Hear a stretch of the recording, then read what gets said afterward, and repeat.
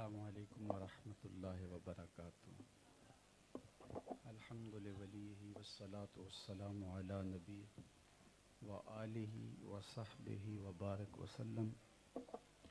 قال اللہ تعالی وتبارک فی القرآن المجید والفرقان الحمید۔ بسم اللہ الرحمن الرحیم۔ ان الذین آمنوا وعملوا الصالحات سیجعل لهم الرحمن ودا۔ صدق اللہ مولانا العظیم وصدق رسولہ النبی الکریم الرؤوف الرحیم۔ اللہم نور قلوبنا بالقرآن وزین اخلاقنا بالقرآن ونجنا من النار بالقرآن۔ قال اللہ تعالی وتبارک فی شان حبیبہ مخبرا وآمرا ان اللہ وملائکتہ یصلون علی النبی یا ایہا الذین آمنوا صلوا علیہ وسلموا تسلیما۔ اللہم صلی علی سیدنا و مولانا محمد معدن الجود والکرم صلاۃ و سلاما علیک یا سیدی یا رسول اللہ وعلی آلک و اصحابک یا حبیب اللہ۔ حمد و تعریف و توصیف اللہ جل مجدہ الکریم کی ذات بابرکات کے لیے، جو خالق کائنات بھی ہے اور مالک شش جہات بھی۔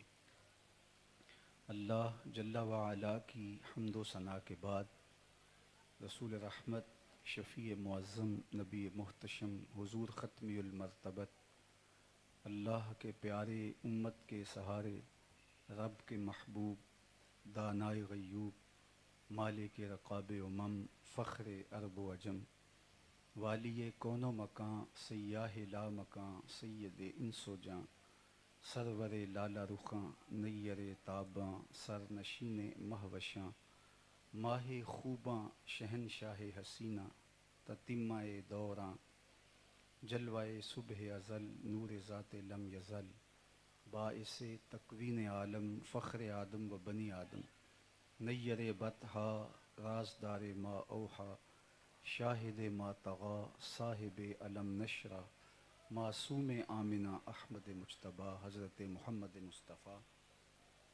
صلی اللہ علیہ وآلہ وسلم کے حضور ناز میں اپنی عقیدتوں، ارادتوں اور محبتوں کا خراج پیش کرنے کے بعد، عالی مرتبت صدر بزم حاضہ، جانشین حضور ضیاء الامت علیہ رحمہ، عالی مرتبت حضرت قبلہ صاحبزادہ زیدہ مجدہ علمہ عملہ عمرہ و شرفہ، ذی وقار علماء کرام، صاحبزادگان، شرکائے مجلس عرس، السلام علیکم ورحمۃ اللہ وبرکاتہ۔ میں اور آپ خوش نصیب ہیں کہ آج سعادتوں بھری ان گھڑیوں میں ہم اللہ کے ایک پاکیزہ بندے کے سالانہ عرس کی تقریب میں شامل ہونے کا شرف پا رہے ہیں۔ اس پر اللہ کا جتنا بھی شکر ادا کریں کم ہے۔ میں اس حاضری کو اپنے لیے اعزاز اور ذریعہ نجات سمجھتا ہوں، اور یہاں خیر و برکت کے حصول کے لیے اور باطن کا نور لینے کے لیے حاضر ہوا ہوں۔ مجھے آپ سے جو کچھ کہنا ہے وہ ایک حکم تھا جس کی تکمیل کرنے جا رہا ہوں، ورنہ ان بارگاہوں میں کچھ کہنے کے لیے حاضر نہیں ہوا جاتا، بلکہ یہاں دیدہ و دل وا کر کے نور و نکہت، روشنیاں، اجالے اور برکتیں حاصل کی جاتی ہیں۔ دماغوں سے آؤ دلوں کی طرف، بڑھاؤ قدم منزلوں۔ حضور علیہ السلام کے جسد اطہر کا پر نور حصہ موئے انور، اس کی آمد کا پڑا تو دل باغ باغ ہو گیا، اور میرے دل میں ایک شعر بار بار زبان پر دل سے اٹھ کے آنے لگا، انبیاء حیراں ز حسن روئے تو، انبیاء حیراں ز حسن روئے تو، صد ملک قرباں شود ہر موئے تو۔ اللہ نے اپنے محبوب کو وہ جمال عطا کیا، وہ خوبصورتی عطا کی کہ انبیاء علیہم السلام نبی ہونے کے باوجود، انبیاء ہونے کے باوصف اس جمال جہاں آرا پہ حیرت کا اظہار کرتے ہیں، اور حضور علیہ السلام کے ایک مبارک بال پر 100 فرشتے اپنی جانیں وارنے کے لیے تیار ہیں۔ اللہ اکبر!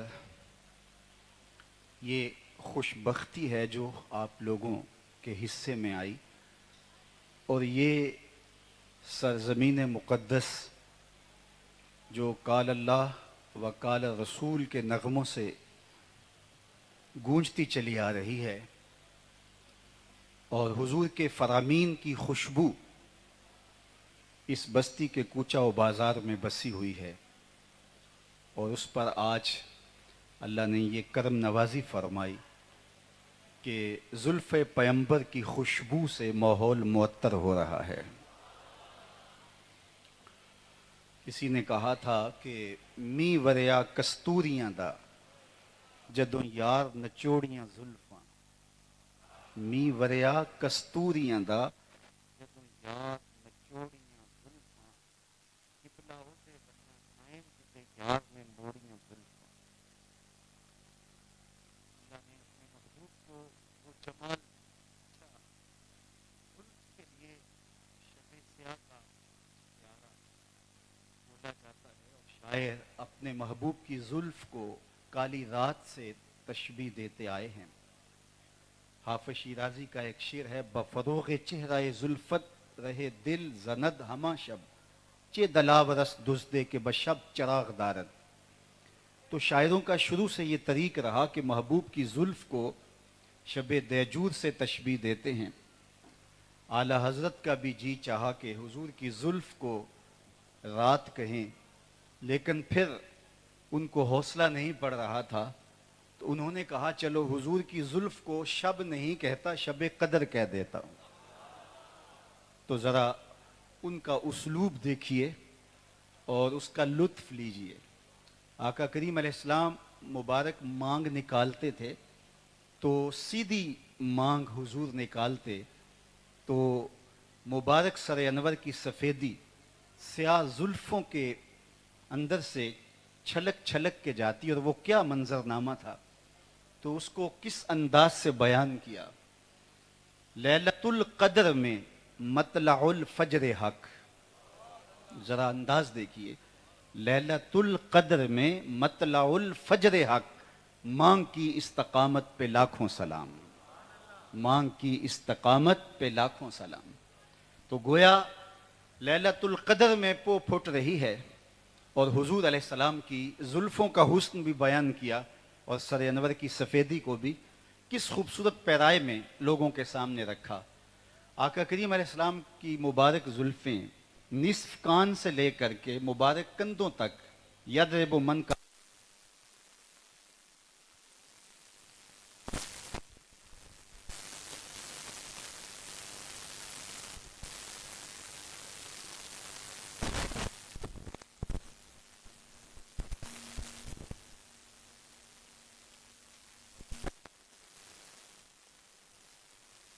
پسینے کے قطرے نمودار ہوتے، اور سیاہ گھنی زلفیں چلنے سے جب جنبش کرتی تو پھر ان سیاہ زلفوں کی اوٹ سے حضور کی چمکدار گردن دکھائی دیتی۔ تو ذرا شاعر کا تخیل یہاں بھی ملاحظہ کر لیجئے، عرق آلودہ گردن زیر کاکل یوں دمکتی ہے، عرق آلودہ گردن زیر کاکل یوں دھمکتی ہے، اندھیری رات ہے برسات ہے بجلی چمکتی ہے، اندھیری رات ہے برسات ہے بجلی چمکتی ہے۔ تو یہ وہ حسن ہے، وہ جمال ہے کہ ساری زندگی بھی اس عنوان سے آپ گفتگو کریں تو حق ادا نہیں ہو پاتا، مکھ چند بدر شاہ شانی ہے، مکھ چند بدر شاہ شانی ہے، کالی زلف تے اکھ مستانی ہے، مخمور رکھی ہند مد بھریاں، اللہ اکبر۔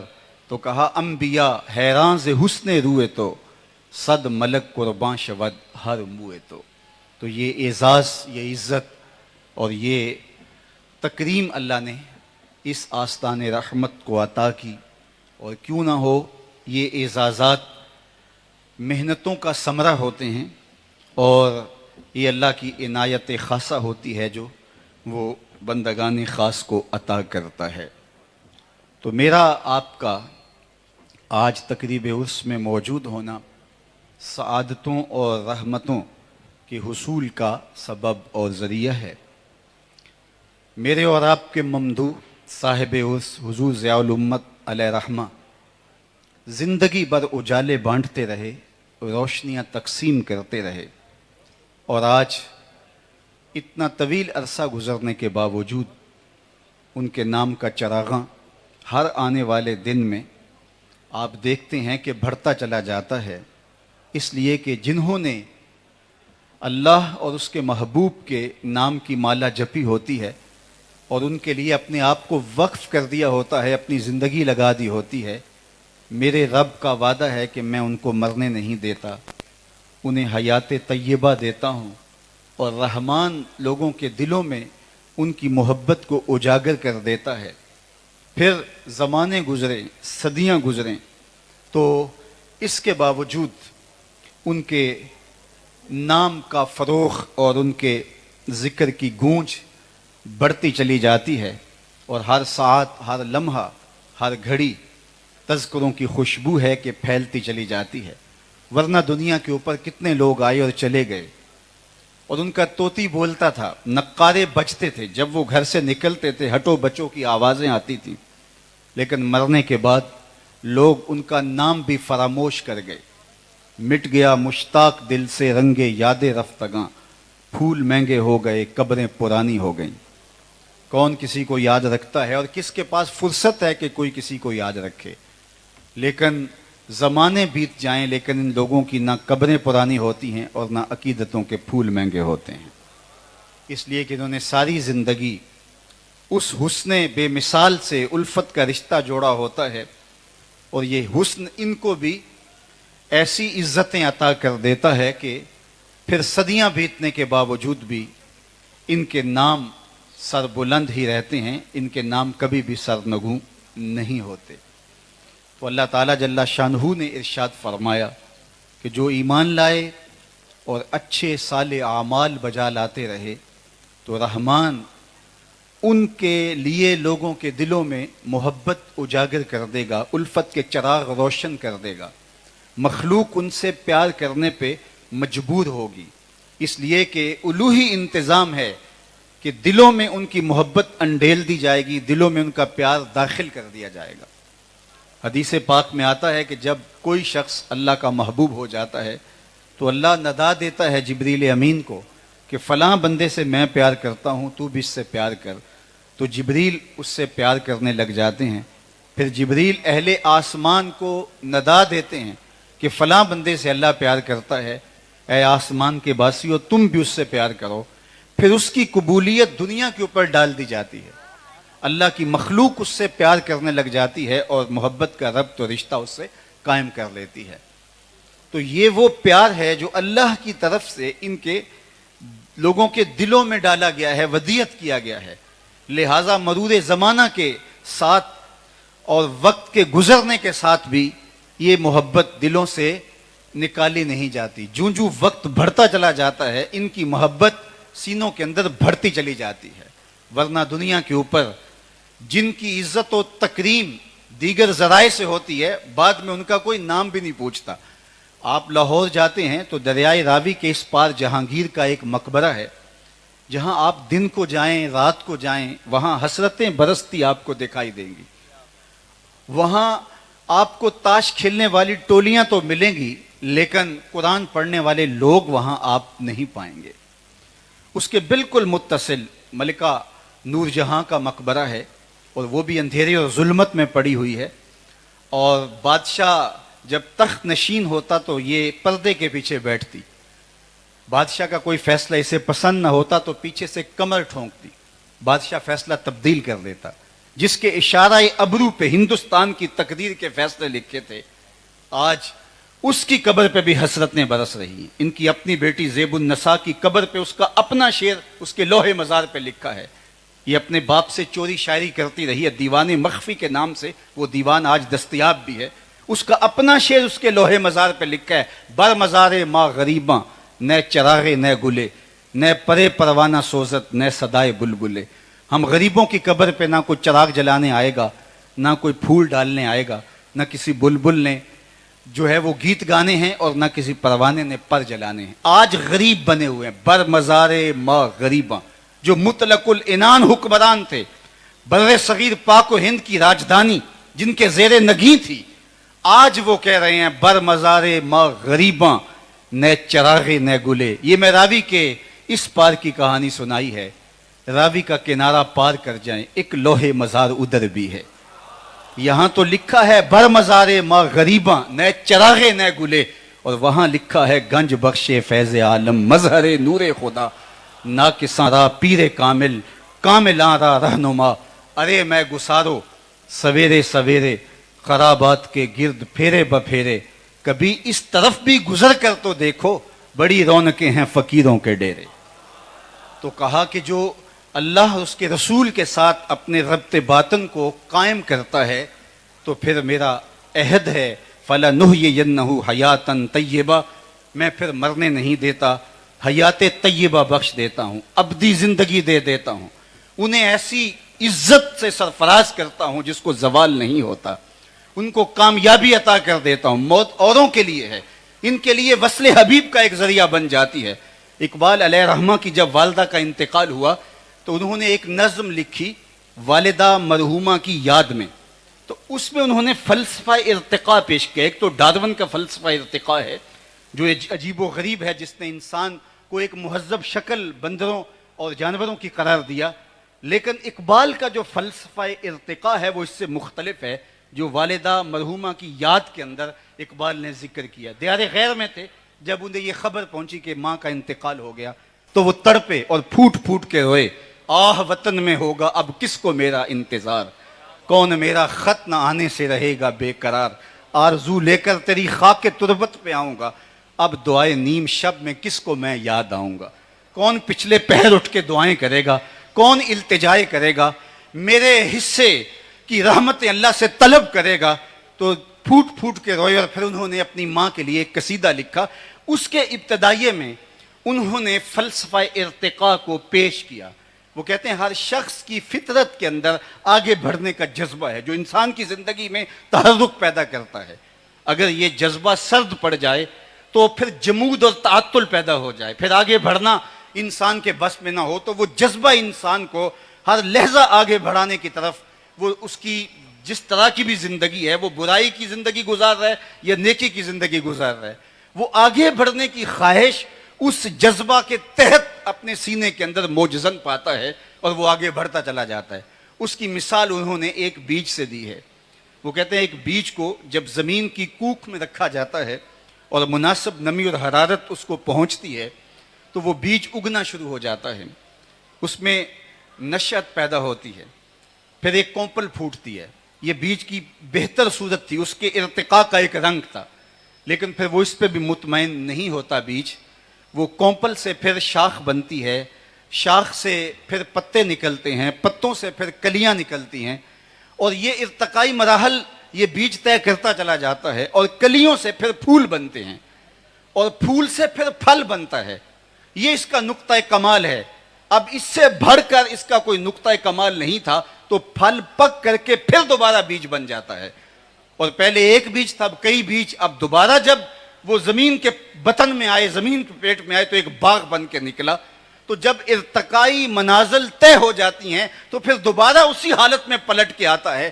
تو اقبال کہتا ہے کہ بندہ کامل جب اپنے ارتقائی منازل طے کر جاتا ہے تو پھر وہ اس دنیا سے ارتقاء کی ساری منزلیں طے کرنے کے بعد قبر میں اترتا ہے. اور لوگ سمجھتے ہیں کہ وہ فنا ہو گیا، لیکن حالت اور صورت یہ ہے کہ فطرت ہستی شہید آرزو رہتی نہ ہو، خوب تر پیکر کی اس کو جستجو رہتی نہ ہو، موت کو سمجھا ہے غافل اختتام زندگی، یہ ہے شام زندگی صبح دوام زندگی۔ فَلَنُحْيِيَنَّهُ حَيَاتًا طَيِّبَةً کا روپ دار کر کے وہ پھر ایک ایسے روپ میں جاتا ہے کہ پھر وہاں جا کر کے اس کے فیوز و برکات بڑھ جاتے ہیں۔ موت فنا نہیں کر دیتی، اگر موت فنا کر دیتی ہوتی تو پھر اتنی ارزاں یہ چیز نہ ہوتی۔ تو موت فنائیت تامہ کا نام نہیں ہے، ایک نئی زندگی، ایک برزخ کی زندگی دیتی ہے، اور جو اہل اللہ ہیں وہ ارتقائی منازل کو طے کر کے اس سے اگلے درجے کے اندر سفر کرتے چلے جاتے ہیں۔ موت کو سمجھا ہے غافل اختتام زندگی، یہ ہے شام زندگی صبح دوام زندگی۔ فَلَنُحْيِيَنَّهُ حَيَاتًا طَيِّبَةً کا یہ روپ ہے۔ اب وہ قبر میں پہنچ کر کے بھی فیض رساں ہوتا ہے، اس کے انوار بٹتے رہتے ہیں، وہ روشنیاں بکھیرتا رہتا ہے، اور وہ ڈوب کر کے بھی نہیں ڈوبتا، بلکہ وہ ایک اور رنگ کے اندر، جو اقبال علیہ الرحمٰن نے دوسرے مقام پہ کہا، جہاں میں اہل ایمان صورت خورشید جیتے ہیں، ادھر ڈوبے ادھر نکلے، ادھر ڈوبے ادھر نکلے، تو یہ ان کے معاملات ہوتے ہیں، اور وہ نور و نکھت روشنیاں اور اجالے بانٹتے چلے جاتے ہیں۔ لیکن جب انہوں نے علائق نفسانیہ سے اپنے آپ کو پاک کیا ہو، ستھری پاکیزہ عفت معاب زندگی کا تصور انسان کی اخروی زندگی کی بہتری کا ضامن بن جاتا ہے، اس لیے فرمایا جو ایمان اور صالح اعمال کے نور سے مالا مال ہو جاتے ہیں تو رحمان لوگوں کے دلوں کے اندر ان کے پیار کی، ان کی الفت کی اور ان کی محبت کی ایک بہار پیدا کر دیتا ہے، اور دھرتی کے باسی ان سے پیار کرنے پر مجبور ہو جاتے ہیں۔ اور آج آپ اتنے لوگ کشاں کشاں چل کے بستی بستی سے شہر شہر سے یہاں پہنچے ہیں، تو یہ وہ محبت آپ کو کھینچ لائی ہے۔ محبت کا جو تخم جو دل میں بویا جاتا ہے، پھر ریاض نخل طور بنتا ہے، وہ پھر کبھی بھی مرجھاتا نہیں ہے، وہ ہمیشہ ثمر بار رہتا ہے، اور اس کے پھل ہمیشہ بنی نوع انسانیت کو ملتے رہتے ہیں۔ اچھا، میں اگر بات کو طویل کر دوں تو وقت کے دامن میں اتنی گنجائش نہیں ہے۔ میں آپ کے سامنے مختصراً حضور ضیاء الامت علیہ رحمہ کی زندگی کو میں نے جو دیکھا اور ان کو جس انداز سے میں نے پڑھا، تو میں ان کی شخصیت کے صرف ایک پہلو کو، چونکہ جو لوگ ان کی قربت میں رہے، ان کی صحبت کے نور اور ان کی صحبت کے اجالوں میں زندگی بسر کی، اور می کی طرح رحمت کا برستا ہوا جھرنا پھوٹتا رہا اور وہ اپنی جھولیاں بھرتے رہے، وہ تو کچھ بیان کر سکیں۔ لیکن میں ایک ایسا شخص کہ جن کی زندگی میں ان سے 2 یا 3 ملاقاتیں ان کو نصیب ہوئیں جس شخص کو، تو وہ کیا احاطہ کر سکتا ہے اور کیسے دامن دل پھیلا کر کے میں کوئی بات کرنے کا دعویٰ کر سکتا ہوں۔ لیکن پہلے میں امام بخاری علیہ رحمہ کے حوالے سے حضرت عبداللہ بن عون رضی اللہ تعالی عنہ کا ایک قول آپ کے سامنے رکھنا چاہتا ہوں۔ وہ فرماتے ہیں کہ میری آرزو یہ ہے، میری تمنا یہ ہے کہ میں خود اور اپنے جو احباب ہیں، جو میرے ملنے والے ہیں، میرے محبین ہیں، میرے مخلصین ہیں، میرے ساتھ ربط محبت رکھنے والے ہیں، ان لوگوں کے حوالے سے اور اپنے آپ کے حوالے سے 3 چیزوں کا طالب ہوں۔ سب سے پہلی چیز میری آرزو یہ ہے کہ قرآن کا نور بٹتا رہے اور یہ اجالے پھیلتے رہیں اور لوگ فیض یاب ہوتے رہیں، اور دوسری میری آرزو یہ ہے کہ حدیث رسول کا نور اور حضور کی سنت اور سیرت کے اجالے پھیلتے رہیں، اور تیسرا میرا مدعا یہ ہے کہ اللہ کی جو مخلوق ہے اس کے لیے میری زبان سے کلمہ خیر کے علاوہ کچھ نہ نکلنے پائے۔ یہ میری زندگی کے 3 ہدف ہیں جو میں خود حاصل کرنا چاہتا ہوں، اور میں چاہتا ہوں کہ میرے متعلقین اور میرے ساتھ جڑے ہوئے لوگ وہ بھی ان 3 چیزوں کو حاصل کریں۔ سب سے پہلے قرآن مجید کے ساتھ ان کا تعلق مضبوط ہو اور ان کا وجود قرآن مجید کو پھیلانے کا سبب اور ذریعہ بنے۔ میں آپ کو یہ بات بتاؤں، آج میرے وطن پاکستان میں اللہ میرے پاکستان کو استحکام نصیب فرمائے، اور اس کے شہروں میں، دیہاتوں میں، گوٹھوں میں، دریاؤں اور صحراؤں میں امن کا نور پھیلا دے، اور اس وطن کو معیشت کا نور بھی دے اور معاشرت کا جمال بھی عطا فرمائے۔ عسکری قوتوں سے بھی اللہ اس کو مالا مال کرے اور سیاسی استحکام بھی اس ملک میں نصیب ہو۔ تو میرے ملک میں آج ایک بات کہی جا رہی ہے اور وہ یہ کہ اگر نصاب ایک ہو تو پھر قوم بن سکتی ہے، اور اس پہ آج ایک عرصے کے بعد کام ہونے جا رہا ہے، اس لیے کہ ہم ایک ہجوم ہیں، ہم قوم نہیں بن سکے۔ تو چونکہ متشدد مزاج کے نصابوں کے نتیجے کے اندر افراد بھی اسی طرح کے پیدا ہوں گے، اس لیے اگر پوری قوم کو ایک نصاب پہ جمع کر لیا جائے تو پھر قوم ایک بنتی ہے۔ اگر یہ بات شعوری طور پہ ہم نے طے کر لی ہے تو پھر اس بات کو سمجھیے، اگر نصاب ایک ہوگا تو پوری قوم ایک قوم بنے گی، اور اگر نصاب قرآن قرار دیے دیا جائے گا تو شرق سے غرب تک بسنے والی امت بھی ایک امت بنے گی۔ امت سازی کا عمل اگر آپ چاہتے ہیں تو قرآن کو لانا ہوگا، اور ہمارے اسلاف کی زندگیاں دیکھیے، انہوں نے قرآن کو آگے رکھا، قرآن کی تشریح کے اندر انہوں نے جو ہے وہ اپنی باتیں پیش کیں، اور اس پر زور دیا کہ ہماری کوئی بات قرآن و حدیث کے مزاج سے ٹکر لیتی ہو تو اس کو مسترد کر دیا جائے۔ قرآن مجید، بلکہ ان کی احتیاط کا عالم یہ ہے کہ حضرت جنید بغدادی رضی اللہ تعالی عنہ ایک دن اپنے مرید کو ایک صندوق دیتے ہیں اور فرمایا بیٹا اس کو اٹھا لو اور دریائے دجلہ کی موجوں کے سپرد کراؤ، اور سنو اس کو کھول کر نہیں دیکھنا اس کے اندر ہے کیا۔ کامل مرید وہی ہوتا ہے جو شیخ کے راز کی حفاظت کرے۔ مرید نے صندوق اٹھایا اور دریائے دجلہ کی موجوں میں پھینکنے کے لیے کنارے پہ پہنچا۔ جب اس نے وہ صندوق پھینکا تو کیا دیکھتا ہے کہ پانی راستے چھوڑ دیتا ہے، اور بڑے ادب سے اس صندوق کو اپنی آغوش میں سمیٹ لیتا ہے۔ مرید نے واپس آ کر حضرت سے کہا حضرت اگر یہ منظر میری آنکھیں نہ دیکھتی تو میں کبھی بھی یہ سوال نہ کرتا کہ اس صندوق میں کیا ہے، مجھے کیا غرض اس بات سے، لیکن چونکہ میری آنکھیں ایک ایسا منظر دیکھ چکی ہیں کہ جب تک آپ راز سے پردہ نہیں اٹھائیں گے میری تشویش ختم نہیں ہوگی۔ اس صندوق میں تھا کیا جس کے لیے پانی نے بھی راہیں دے دی، اور اگر وہ کوئی اتنی ہی بابرکت شے تھی تو آپ نے پھینکوا کیوں دی؟ یہ ایک معمہ ہے جو مجھ سے حل نہیں ہو رہا۔ تو شیخ نے فرمایا بیٹے تم نے ایک منظر ہی ایسا دیکھا ہے، بتاؤں گا نہیں تو تمہیں تسکین نہیں ہوگی۔ سنو، میں نے 12 سال کی محنت شاقہ سے تصوف کے رموز و غوامض اور اسرار پر ایک کتاب لکھی، اور پھر 12 سال اس کی نوک پلک سنوارتا رہا کہ اس کا کوئی جملہ شریعت کے مزاج سے متصادم نہ ہو۔ پھر 12 سال سوچتا رہا میں اس کتاب کو لوگوں تک پہنچاؤں کہ نہ پہنچاؤں۔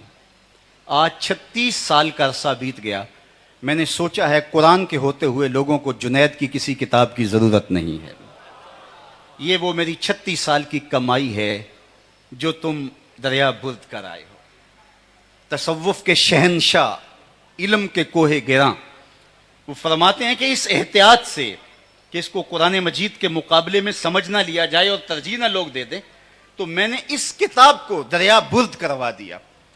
آج ہر شخص جو ٹیڑھی میڑھی لکیریں کھینچ لے اور وہ بھی سمجھتا ہے کہ میری باتیں حرف آخر ہیں اور اس سے تشدد اور فرقہ بندی کو فروغ ملتا ہے، تو قرآن مجید کے ساتھ جب امت جڑتی ہے تو پھر حقیقی معنی میں امت بنتی ہے۔ وہ شرق میں بسنے والے ہوں یا غرب میں بسنے والے ہوں، زبان کوئی ہو اور ان کی جغرافیائی صورتحال کوئی بھی ہو، چونکہ جب تھیوری ایک ہے تو پریکٹیکل بھی ایک آئے گا۔ اس لیے جن لوگوں نے کام کیا قرآن مجید پر، انہوں نے اسلام کی وہ شکل پیش کی جو رسول اللہ لے کر کے آئے تھے۔ تو آج آئیے اس حوالے سے اگر ہم دیکھیں تو ہمارے ممدوح صاحب عرس حضور ضیاء الامہ نے وہ مصنف کتب کثیرہ بن سکتے تھے، درجنوں نہیں سینکڑوں کتابیں لکھ کر کے اس فہرست میں اپنا نام لکھوا سکتے تھے، لیکن انہوں نے کام جو کیے تھے وہ متعین کام کیے تھے۔ ایک تو انہوں نے قرآن مجید پہ کام کیا، اور قرآن مجید کی روح کو جو ہے وہ لوگوں کے قلب و اذہان میں اتارنے کے لیے آپ نے ساری محنت اور تگ و تاز اور جد و جہد کی۔ ایک تو ان کا یہ کام ہے، اس لیے کہ اگر قرآن لوگوں تک پہنچ جاتا ہے تو پھر صحیح معنی میں امت واحدہ بن کے ابھرتی ہے۔ گر تو می خواہی مسلمان زیستن، نیست ممکن جز بقرآن زیستن۔ اقبال علیہ رحمہ نے کہا کہ اگر تو مسلمان بن کے جینا چاہتا ہے تو میں تجھے 2 ٹوک بات بتاؤں کہ پھر قرآن کے بغیر تو ایک لمحہ بھی زندگی بسر نہیں کر سکتا ہے۔ بلکہ قرآن مجید کی مدح میں گفتگو کرتے ہوئے آخر میں کہا فاش می گوئم آن کے در دل مزمرست، این کتاب نیست چیزیں دیگر است.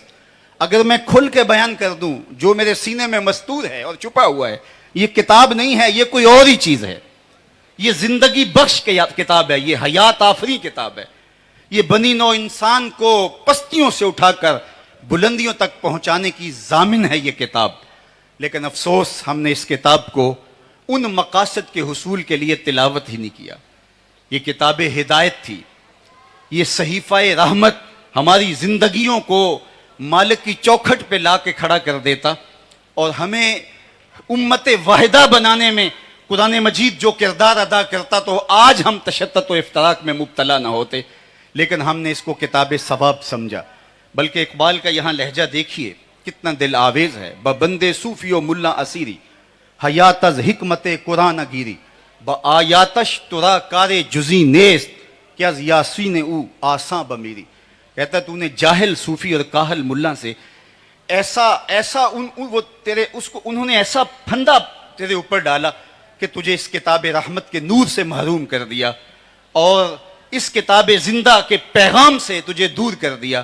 اب تیری حالت یہ ہے تو اس کتاب کو اگر اپنے ساتھ جوڑے ہوئے بھی ہے تو صرف اس حالت میں اس سے تو اتنا فائدہ حاصل کر رہا ہے جب تیرے بوڑھے کی روح اٹک جاتی ہے تو سورہ یاسین لے کے بیٹھ جاتا ہے کہ میں تلاوت کروں اور اس کی روح آسانی سے نکل جائے. اقبال کہتے ہیں اس میں کوئی شک نہیں ہے کہ اس کی روح آسانی سے اس طرح نکل سکتی ہے.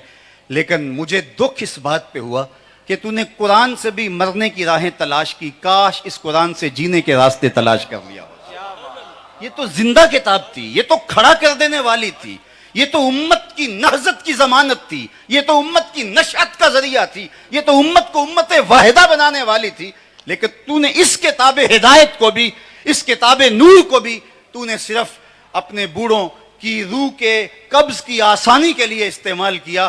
کاش اس قرآن کو تو کتاب زندہ سمجھ کیا. کتاب زندہ قرآن حکیم حکمت او لا یزال است و قدیم. تو صاحب حضرت ضیاء الامہ علیہ رحمہ نے اپنے کام کو مرکوز کر دیا قرآن مجید کے پیغام کو لوگوں تک پہنچانے کے لیے. اور دوسری بات جس پر آپ نے بہت زور دیا اور جس پر آپ نے اپنی ضیاء النبی کے نام سے عالی نسب تصنیف چھوڑی، جس کو پڑھنے والے حضور کی محبت اور حضور علیہ السلام کی الفت کے اسیر ہوتے چلے جاتے ہیں. یہ کتاب ایسی نہیں ہے، ہم نے بہت سیرت کی کتابیں پڑھی، پڑھتے ہوئے تاریخ کی کتاب کا گمان ہوتا ہے کہ جس طرح یہ کوئی تاریخ کی کتاب ہو. شاید شعوراً وہ اس بات سے آگاہ نہیں کہ سیرت اور تاریخ کے اندر فرق ہوا کرتا ہے. لیکن جس طرح سے حضور ضیاء الامت نے سیرت النبی کے اندر حضور علیہ الصلوۃ والسلام کی سیرت کے رنگ بھرے ہیں، گویا سطروں کے اندر چراغ رکھے ہوئے ہیں. لفظ لفظ روشنی بانٹتا ہے، حرف حرف نور دیتا ہے. اور جب کوئی ضیاء النبی پڑھتا چلا جاتا ہے، سینے میں ایمان کی حرارت موجود ہو ہی نہیں سکتا کہ آنکھیں آنسوؤں کا خراج پیش نہ کریں. اور دل حضور کی محبت کا اسیر ہوتا چلا جاتا ہے. اور سیرت کا حق بھی یہی ہے اور سیرت کا انداز بھی یہی ہونا چاہیے. تو انہوں نے اس امت کے علاج کو دریافت کیا کہ یہ امت حضور کی ذات سے جب دور ہوگی تو یہ امت نہیں بن سکے گی. اقبال نے اس یہاں اپنے لہجے میں ایک بات کہی تھی، عہد ما ماراز ما بیگانہ کر از جمال مصطفیٰ بیگانہ کر. لوگوں اس دور کی ستم ظریفی یہ ہے کہ اس دور نے ہمیں ہم سے دور کر دیا. کیوں دور کر دیا؟ کہ ہمیں حضور کے جمال سے دور کر دیا، حضور کے حسن سے دور کر دیا. جب جمال محمد مصطفیٰ سے امت دور ہو جائے تو امت کے پلے کچھ بھی نہیں رہتا.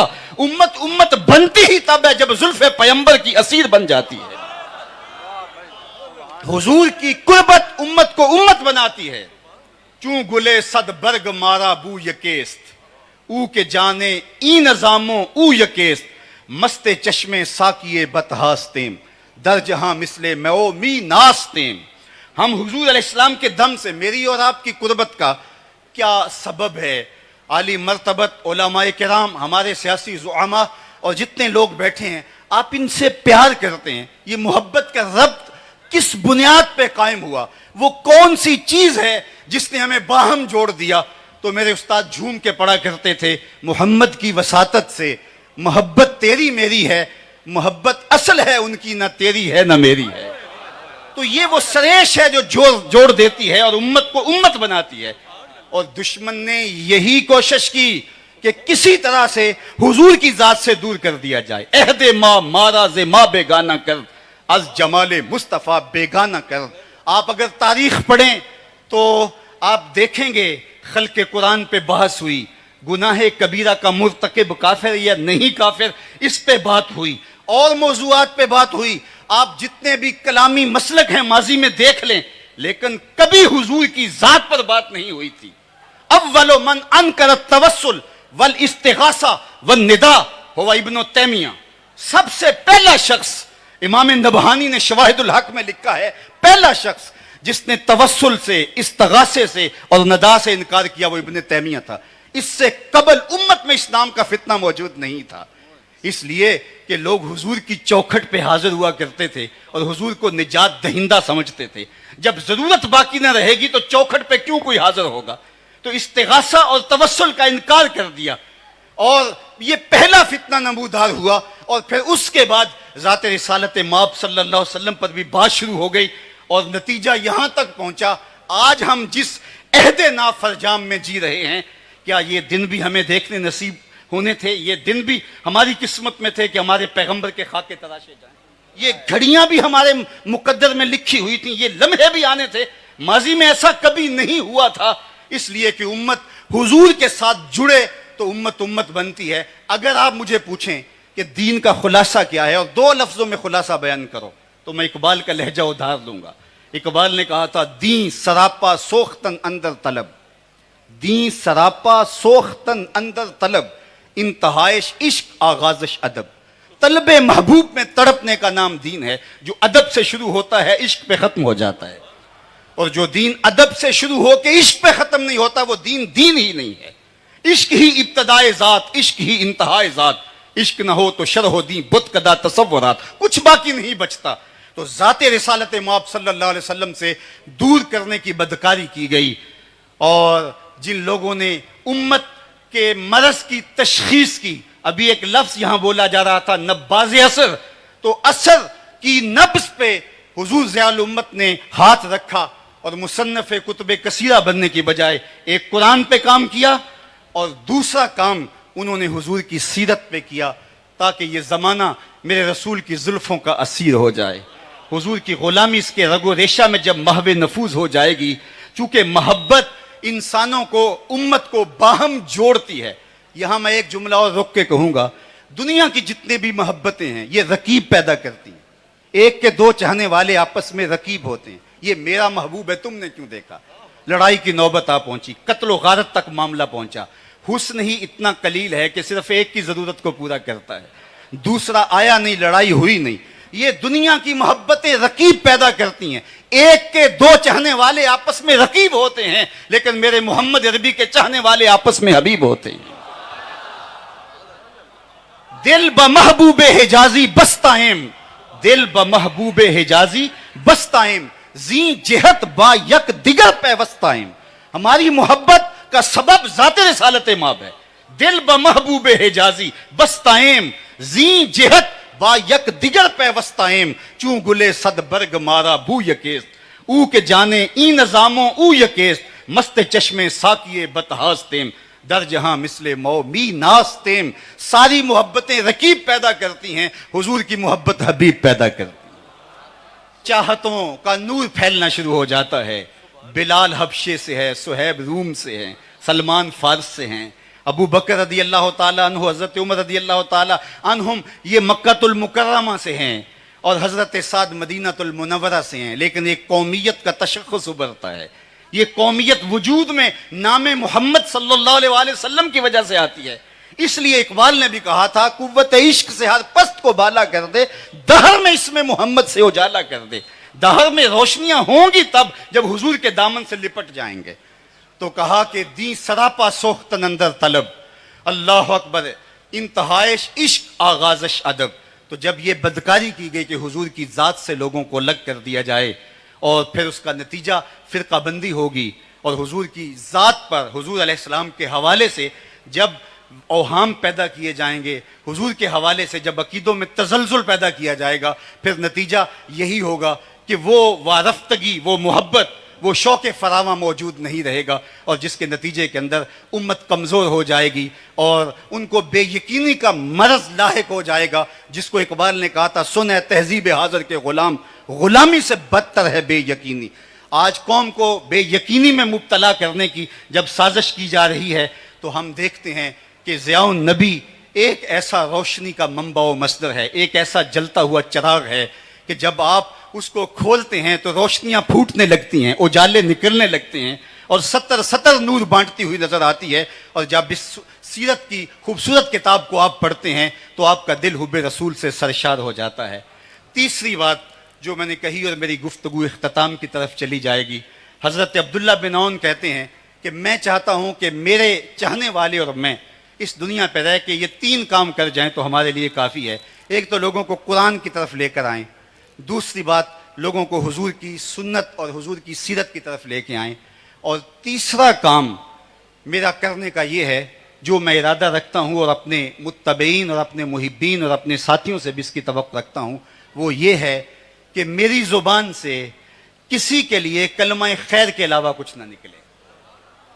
آج ہماری تقریریں، آج ہماری تحریریں، آج ہماری تدریس تشتت و افتراق کے بیج بونے لگے، اور امت پہلے ہی ٹکڑے ٹکڑے اور فرقہ فرقہ ہو، اور پھر ہم نئی فرقہ بندی کی بنیاد فراہم کر رہے ہوں، اور اس طرح سے ہم ایک دوسرے پر تان و تشنیع کے تیر برسا رہے ہوں، تو اس ماحول کے اندر ہم دیکھتے ہیں ضیاء النبی ہو یا ضیاء القرآن ہو یا سنت خیر الانام ہو، یہاں کس درد مندی کے ساتھ لوگوں کو حضور کی دہلیز پہ لانے کی کوشش کی جا رہی ہے۔ یہ لفظ چبھتے ہوئے نشتروں کی طرح اور تیروں کی طرح نہیں ہے، بلکہ یہ وہ شخص جو احساس زیاں بھی کھو بیٹھا ہے اور اس کا کارواں بھی لٹ چکا ہے، اس کو بتایا جا رہا ہے کہ تم نے کس طرح اپنے لٹے ہوئے قافلے کو دوبارہ آسودہ منزل کرنا ہے، اور کس طرح تم نے جو ہے وہ امت واحدہ بننا ہے۔ تو گویا یہ تیسرا کام اگر ہم دیکھیں تو ہمیں جو ہے وہ حضور ضیاء الامت کی صورت کے اندر، ان کے کام کی شکل کے اندر نظر آتا ہے۔ تو یہ 3 لوگ یار بیگانے تو بیگانے رہے، اپنے تو اپنے رہے، انہوں نے بیگانوں کے لیے بھی جو ہے وہ الفاظ کا چناؤ اتنا خوبصورت کیا ہے، اور لہجے میں اتنا درد اور اتنی محبت اور اتنی مٹھاس رکھی ہے کہ وہ بھی میرے حضور کی زلفوں کے اسیر ہو جائیں۔ ان کے لیے بھی چبن اور ان کے لیے بھی تانوں کے انداز سے بلایا نہیں گیا ہے، بلکہ اسلام کا جو طریق حکمت ہے وَجَادِلْهُمْ بِالَّتِي هِيَ أَحْسَنُ، اس کی عملی تصویر پیش کی ہے۔ کس کو پتھر مارے ناصر کون پر آیا ہے، دل کے شیش محل میں ایک ایک چہرہ اپنا لگتا ہے۔ اور آج ہم دیکھتے ہیں کہ پوری دنیا کا کوئی بھی مکتبہ ہو جہاں اردو سمجھی یا بولی جاتی ہے، چاہے کوئی جیسے بھی جو ہے وہ مزاج رکھتا ہو، وہاں ضیاء القرآن اور ضیاء النبی ضرور موجود ہوگی۔ یہ سچائی مانی نہیں جاتی، سچائی اپنا آپ منوا لیتی ہے۔ اور آج کی اس تقریب رحمت کی وساطت سے میں اللہ کی بارگاہ میں آپ سارے لوگوں کی آمین کے ساتھ دعا کرتا ہوں کہ اللہ تعالیٰ جل شانہ حضور ضیاء الامت کے درجے مزید بلند فرمائے، اور ان کے مشن کو، ان کی فکر کو مزید فروغ عطا فرمائے۔ دنیا آخرت کی برکتیں اللہ ہم سب کی زندگیوں میں اتار دے۔ کی محمد سے وفا تو نے تو ہم تیرے ہیں، یہ جہاں چیز ہے کیا لوح و قلم تیرے ہیں۔ وآخر دعوانا ان الحمدللہ رب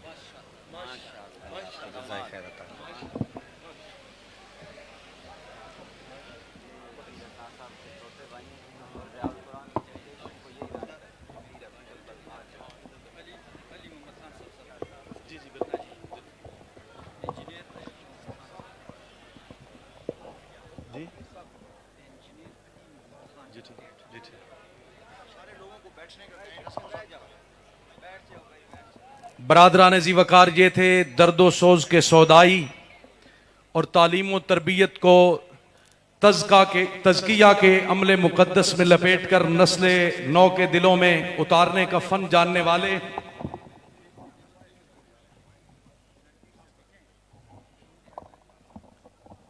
جناب پیرزادہ رضا